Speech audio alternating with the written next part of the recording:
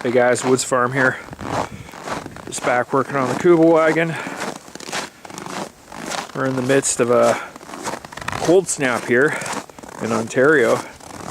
Like -25, -30. Got a huge amount of snow the other day. So the garage, I'm having trouble getting it warm. It's cold. Got the wood stove going.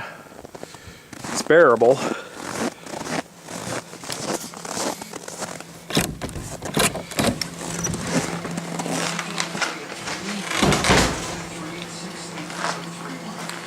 Okay, so like I said in the last video, I'm going to start working on towards the back end, starting with this kind of frame that goes back and connects to the rear bumper.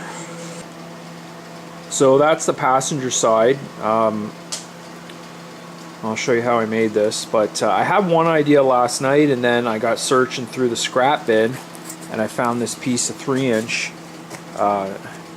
tubing. So and I have just enough to do both sides, and I think it's just a little bit easier, less pieces to put together, so that's what I came up with.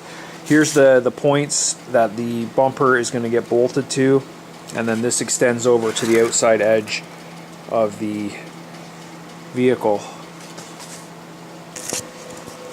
So there's another view of what we're looking at. There's the bumper, those two bolts, and then it extends out to the edge. And right in between is where that frame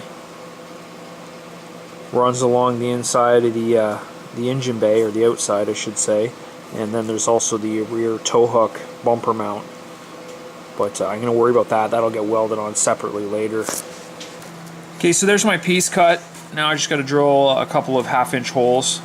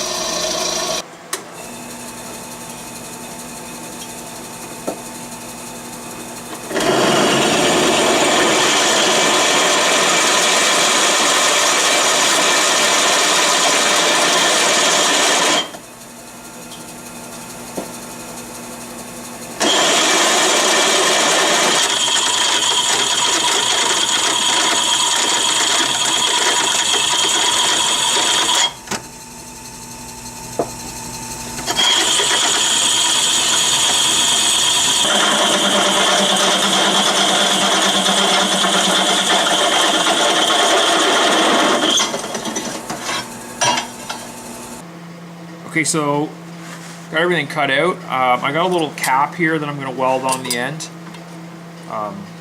It'll just make it look a lot nicer. You're going to be able to see this from inside the engine bay. And then the nuts need to get welded on the back side.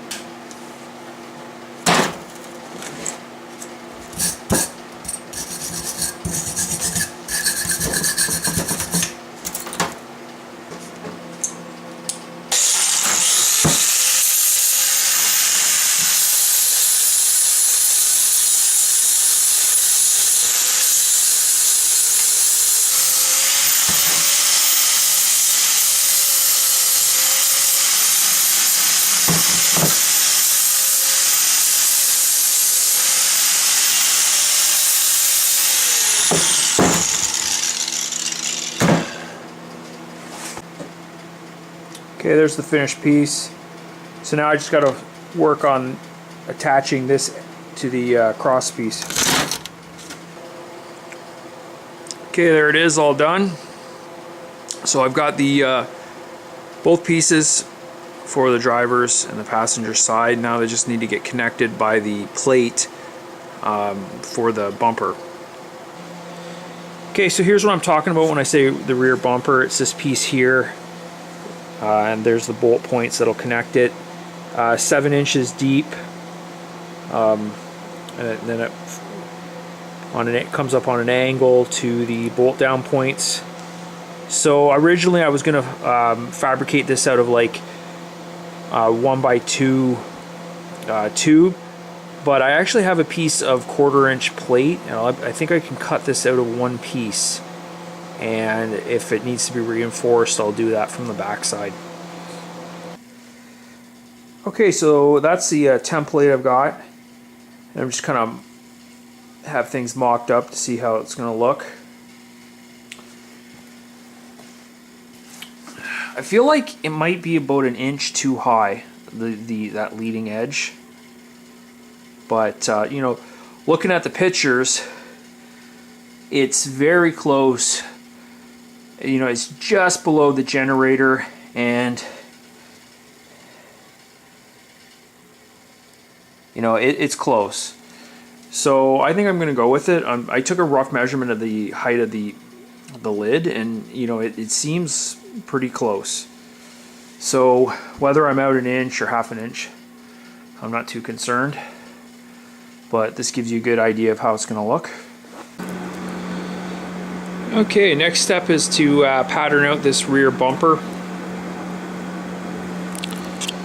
This is like 1/4 inch plate, and I've just got the pattern drawn out on it, and I'm going to cut it out. I'm also just going to square this piece off. So yeah, this is going to be a bitch. I'm going to use a zip cut on the angle grinder and just dig into it. I have a plasma torch, but honestly it makes a pretty rough edge. So I'm going to start with the zip cut, see how that goes. I got lots of cutting wheels, so yeah.